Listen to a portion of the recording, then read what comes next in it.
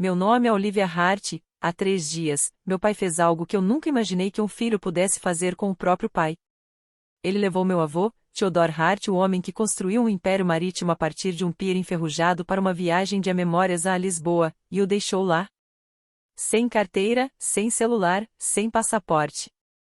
Só o vento do Atlântico e uma promessa. Na porta de embarque, meu pai sussurrou: "Já deu pra você, velhote."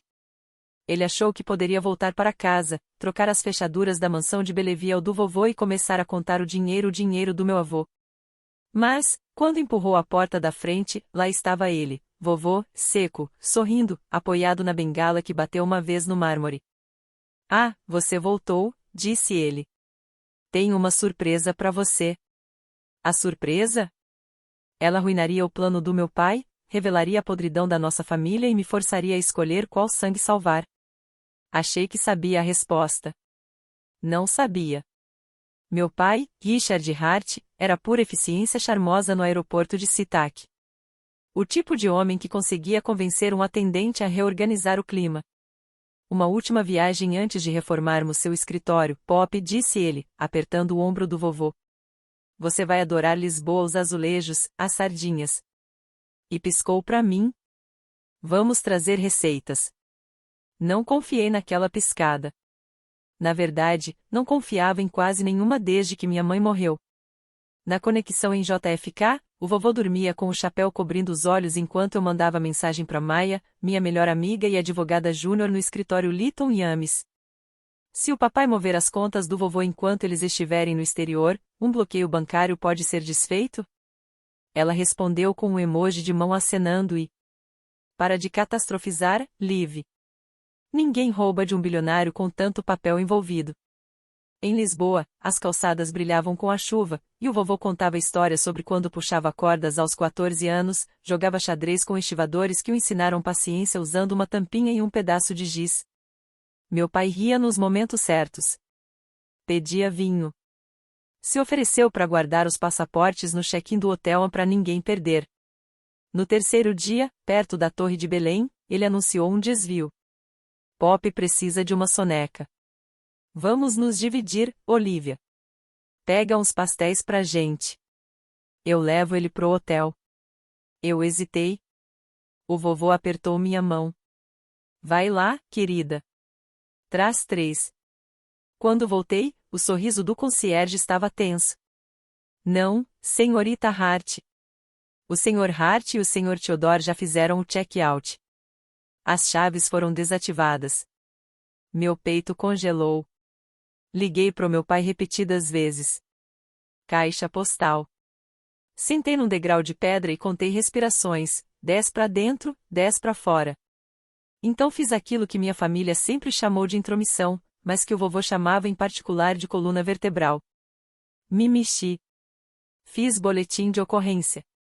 Fui ao consulado americano. 30 horas de ligações e luzes fluorescentes. Numa salinha de entrevista, uma funcionária chamada Patrícia fez a pergunta que eu estava evitando ouvir.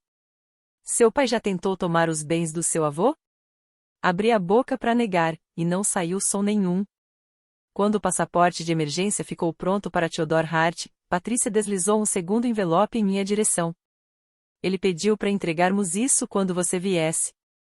Um bilhete, escrito na caligrafia firme e quadrada do meu avô. Ramo de Oliveira. Olive.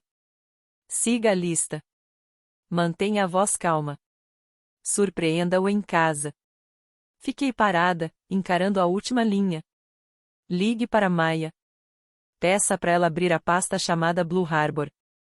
Blue Harbor, repetiu Maya, no viva voz, enquanto eu caminhava rápido pelas ruas cheias da manhã lisboeta.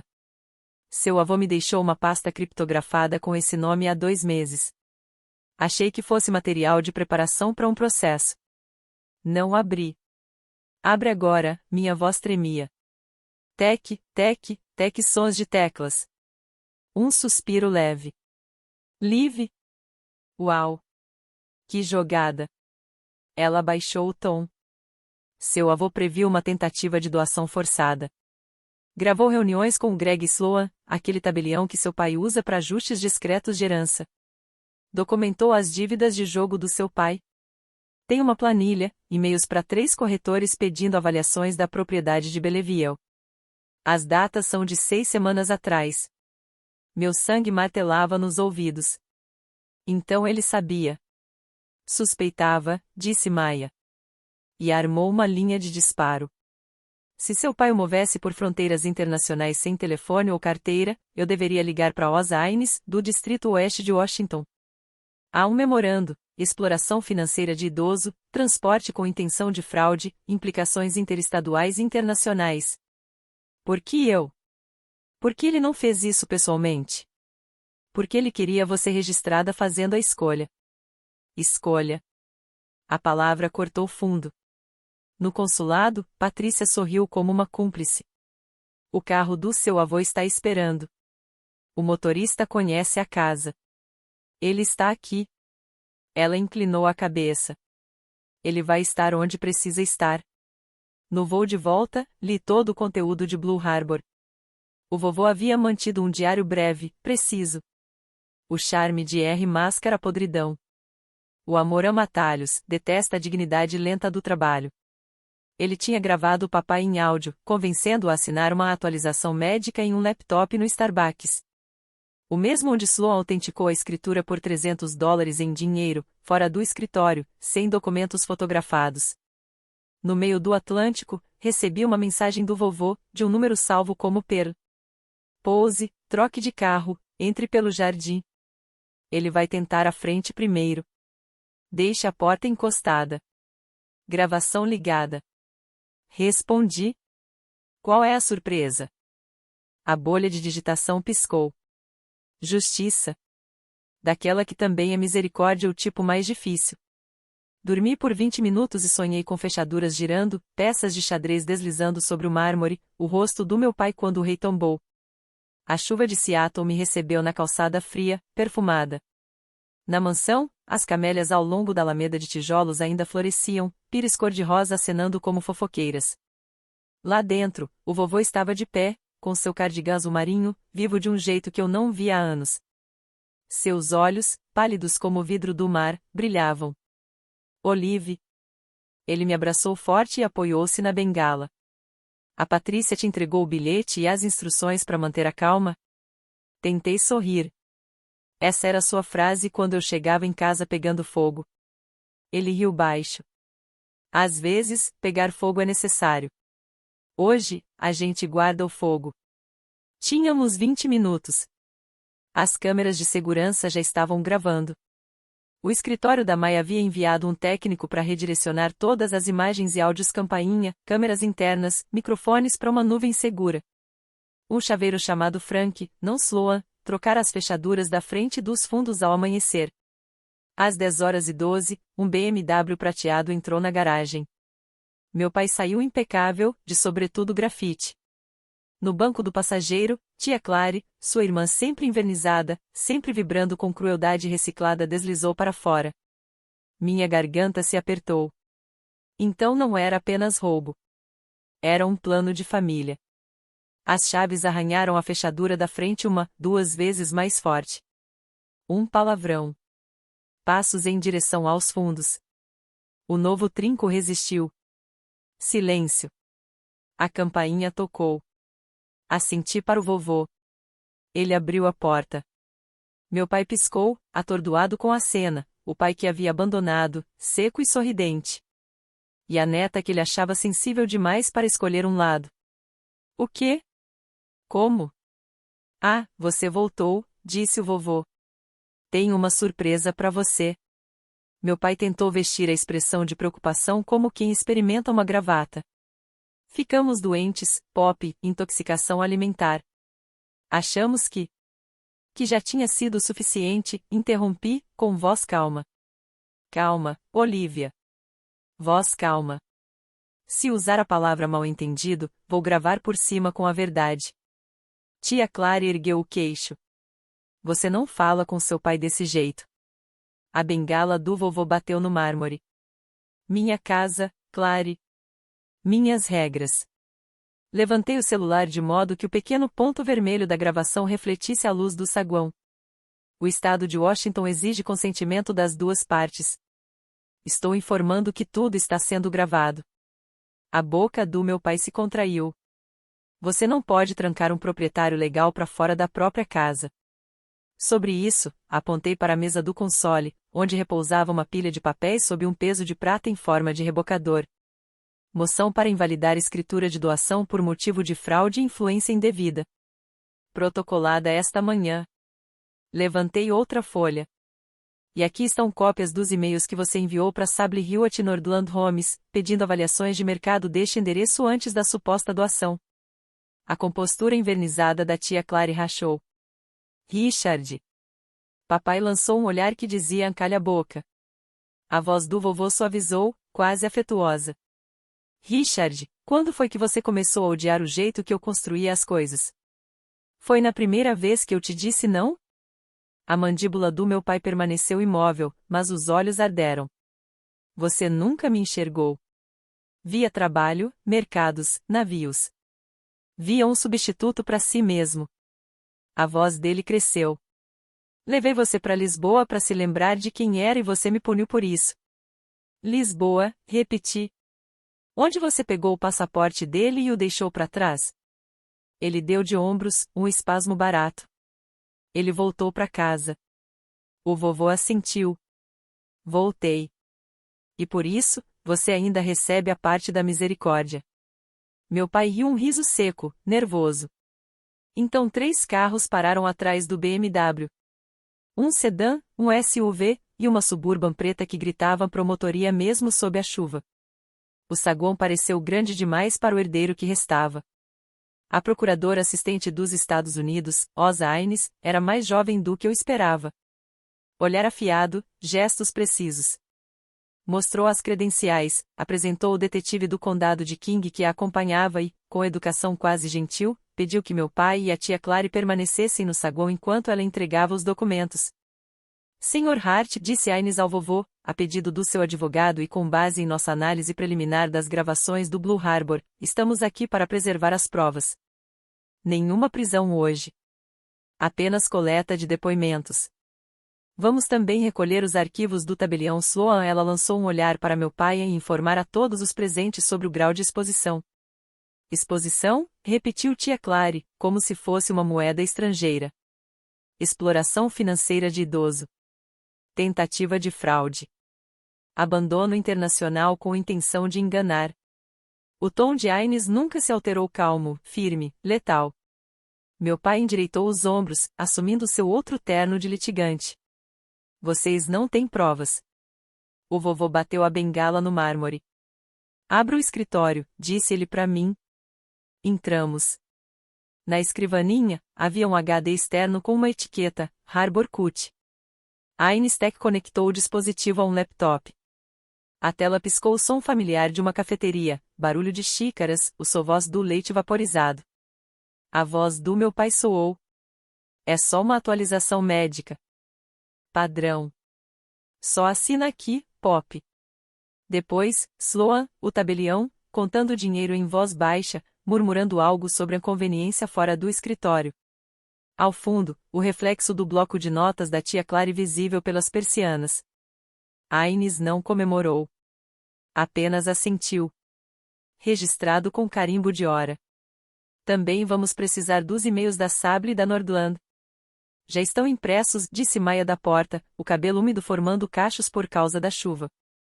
Ela atravessou o cômodo e colocou uma segunda pilha de papéis sobre a mesa, marcados como exibições AF. Meu pai me olhou como se eu tivesse criado guelras. Você chamou os federais? O vovô chamou, respondi. Eu só fiz a escolha de seguir adiante. Ele bufou. Claro que fez. Sempre foi a pequena deputada dele. Algo dentro do meu peito quis se partir. Voz calma. Voz calma. Sou sua filha. E você deixou o seu pai para desaparecer. Não confunda amor à justiça com traição. Aines fechou o laptop. Vamos terminar a coleta das evidências e deixar vocês com o processo civil, Sr. Hart. Virou-se para o vovô. Seu advogado pediu que eu entregasse este outro conjunto de documentos pessoalmente. O vovô pegou o envelope e o segurou na palma, como um pescador avaliando se a captura valia a pena. Depois o deslizou pela mesa, na direção do meu pai. Papai abriu. Leu. Piscou. Leu de novo. Isso é um fideicomisso irrevogável de caridade, disse o vovô em tom suave. A mansão de Belleville, o chalé da ilha, a participação na Marina, transferi todos os bens imóveis para a Fundação Hart, para bolsas de estudos marítimos. Continuo como beneficiário vitalício. Quando eu morrer, Olivia se torna síndica. Tia Clary soltou um palavrão e logo o engoliu. A voz do meu pai saiu áspera. Você prefere dar tudo para estranhos do que pro seu próprio sangue? Eles não vão me abandonar num país estrangeiro, respondeu o vovô. E vão lembrar da dívida que tem com o mar? As mãos do meu pai amassaram a borda do envelope. Eu vou contestar. O olhar do vovô foi quase bondoso. Pode tentar. Mas contestações exigem mãos limpas. Aines agradeceu, explicou os próximos passos e saiu com sua equipe. A casa engoliu o silêncio que ficou. Meu pai me olhou como se eu mesma tivesse armado a armadilha. Acha que isso te faz nobre? Não, respondi. Isso me faz responsável. O sorriso dele azedou. Então seja responsável pelas consequências. Saiu com tia Clary um rastro de perfume caro e desprezo.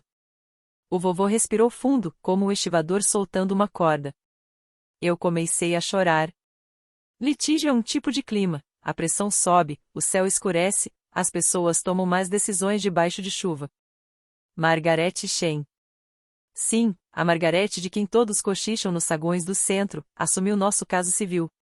Não estamos pedindo indenização, disse ela. Estamos pedindo certeza.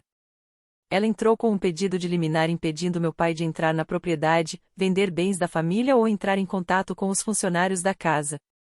Meu pai contratou Robert Michaels, advogado que gostava de latim e de pausas teatrais. Ele retratou o vovô como um patriarca temperamental, eu como uma neta com influência exagerada, e o fideicomisso como um ato egoísta, uma manobra para driblar o dever filial.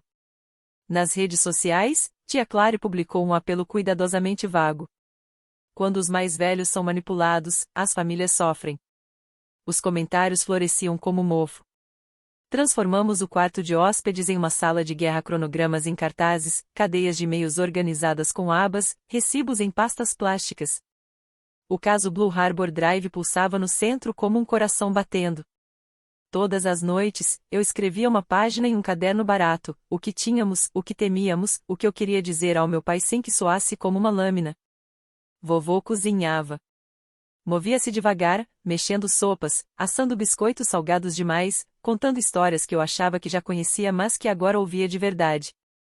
Eu costumava achar que o dinheiro tornava os homens decentes, ele disse, colocando uma tigela na minha frente.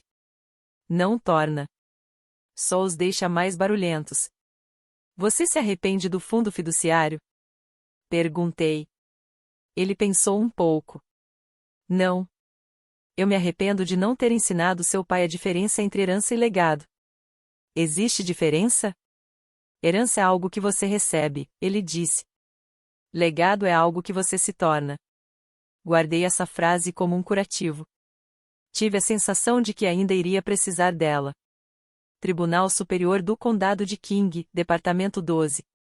Painéis de mogno, bandeiras, o zumbido frio das lâmpadas fluorescentes. Meu pai não me olhava. Tia Clary usava um terno pálido, quase branco como o osso. Nossa fileira era um pequeno rio azul marinho, vovô, eu, Maia, Margarete, nossa paralegal de corte impecável, e 1000 abas abertas. Michael estava impecável, cortante. A defesa vai brandir vídeos do Starbucks e documentos do fundo preparados sob coação, disse ele, gesticulando na direção de vovô sem apontar de fato. Mas pedimos ao tribunal que veja além do melodrama. Um título é um título. Margarete respondeu sem elevar o tom. Um título obtido por engano não é um título. As provas mostram falsas declarações, notarização irregular, avaliações premeditadas e abandono internacional com o objetivo de tomar posse. Isso não é melodrama, ela concluiu. É um padrão. Chamamos Sloan primeiro. Ele cheirava a colônia nervosa. Sob juramento, sua história vacilou. O Sr. Hart disse que o pai tinha problemas de mobilidade, perguntou Margaret. Ela ergueu as sobrancelhas. E tinha? Bem, ele entrou andando por conta própria. Quanto o Sr. Hart lhe pagou? $300. Isso é o padrão? Não, o padrão é 25. Margaret não sorriu. Obrigada. Michael tentou confundir nas repreguntas, mas o chiado do Starbucks e o som das notas sendo contadas falavam por si. Então veio meu testemunho. Mãos sobre a madeira, o juramento pesado na língua. Margaret me guiou por Lisboa, o sorriso tenso do concierge, os arquivos impecáveis de Patrícia. Ela perguntou o que sentia ao abrir Blue Harbor. Não disse a traição envolta em amor. Disse apenas, clareza. Michael tentou me prender à imagem do meu pai. Você o detesta. Eu o amo, respondi, vendo-o se encolher. É por isso que dói.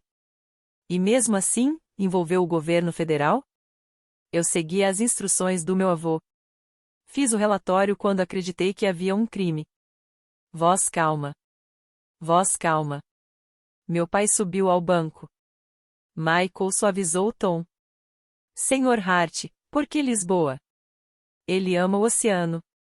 Quis dar a ele lembranças, e o título foi ideia dele. Ele queria garantir o meu futuro.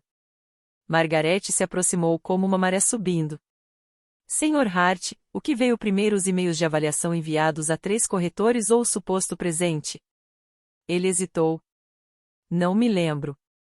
O anexo 500 mostra sua solicitação a Sable Hewitt, datada de 3 de março. A escritura que o senhor afirma ter sido um presente está datada de 26 de março, correto? Ele encarou a página.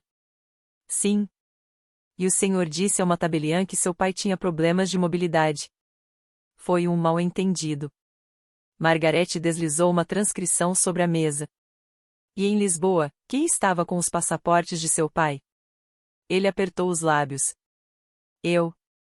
Quando o senhor deixou o hotel, onde estavam esses passaportes? Comigo.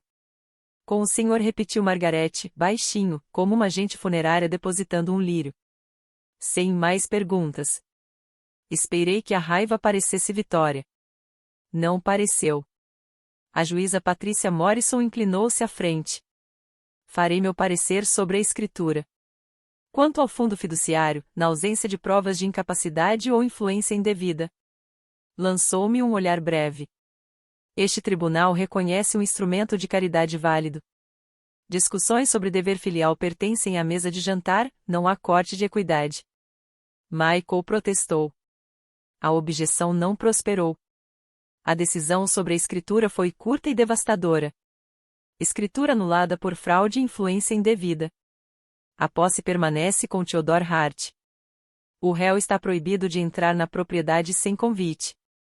O som do martelo ecoou como o gancho de um cais prendendo uma corda. Papai soltou um suspiro trêmulo, com um sorriso que não era um sorriso. Não me olhou ao sair. Achei que a surpresa tivesse sido o fundo checkmate elegante que salvou o tabuleiro. Mas o vovô ainda tinha deixado mais uma peça virada para baixo. 2 noites depois da sentença, ele me chamou ao escritório e me entregou um diário de bordo, encadernado em couro rachado. Vire até a última página. Na caligrafia pequena e paciente de vovô. Se Richard tentar tomar o que não é dele, dê a ele o que ele acha que quer. Dê a ele a empresa. Pisquei, confusa. Vovô, o quê? Ele sorriu melancólico e brilhante. Ele queria a casa e o brilho. Nunca quis o trabalho. Então dei a ele o trabalho. Na manhã seguinte, a família se reuniu na sede da Hart Maritime. Membros do conselho, rostos marcados de vento. Papai entrou atrasado, tenso. Que novo teatro é esse? Vovô colocou uma pasta diante dele. A cadeira de CEO, disse. Se quer um legado, construa um. Papai riu, até ver os documentos. CEO interino de uma empresa mantida por cabos de atracação, contratos sindicais, auditorias de seguro, inspeções da guarda costeira, rede de combustível, cascos envelhecidos, margens finíssimas e um caixa que parecia mais a carteira vazia de um marinheiro após a folga do que um baú de tesouro. Você fez parecer ruim, disse ele. É difícil, respondeu o vovô. Sempre foi. Eu escondi o peso para que você aprendesse o amor antes do trabalho. Você aprendeu o desprezo. Papai empurrou os papéis. Não vou ser testado como uma criança. Então pare de agir como uma, disse vovô, com a voz suave. Aqui está a misericórdia, Richard. Aceite o cargo por 6 meses, com um mentor sindical e um supervisor de conformidade. Receba um salário. Pague suas dívidas. Prove que pode manter os homens seguros em meio ao mau tempo. Papai olhou para o chão. É isso que você chama de amor? É o que eu chamo de esperança. Ele não respondeu. Pegou a pasta e saiu.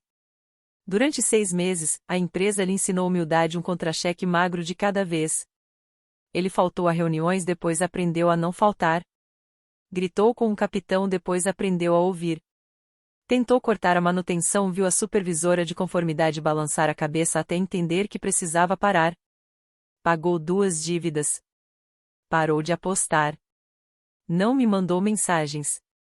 No dia de ação de graças, apareceu na mansão, parado na varanda como uma criança pedindo para voltar para dentro depois de quebrar uma janela. Eu não posso desfazer Lisboa, disse. Mas posso tentar ser o homem que seu avô contrataria. Abri a porta, mas não saí do caminho. Você queimou a ponte, respondi.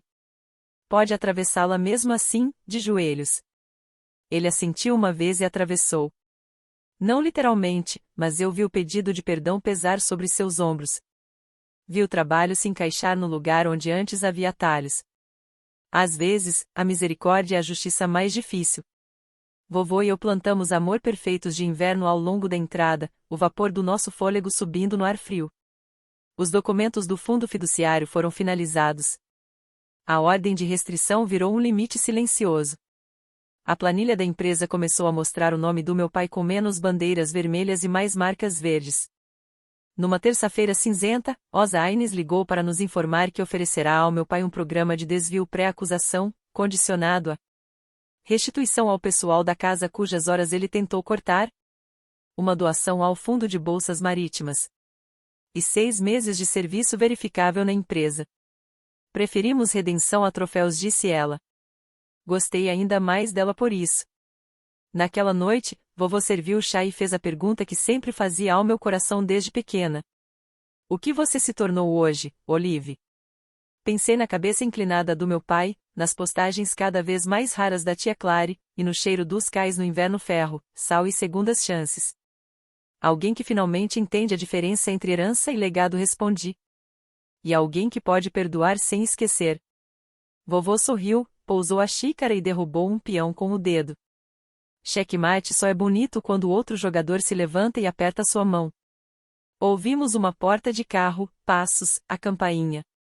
Papai estava ali, com um boné da marinha na mão e um cansaço que parecia honestidade. Ouvi falar das bolsas, disse. Vim fazer um cheque. Faça para o trabalho, respondeu o vovô. Papai assentiu. É tudo que tenho escrito ultimamente. Desta vez, eu saí do caminho. Não estávamos curados. Estávamos seguindo em frente. A casa prendeu a respiração. E então, pela primeira vez em meses, suspirou aliviada.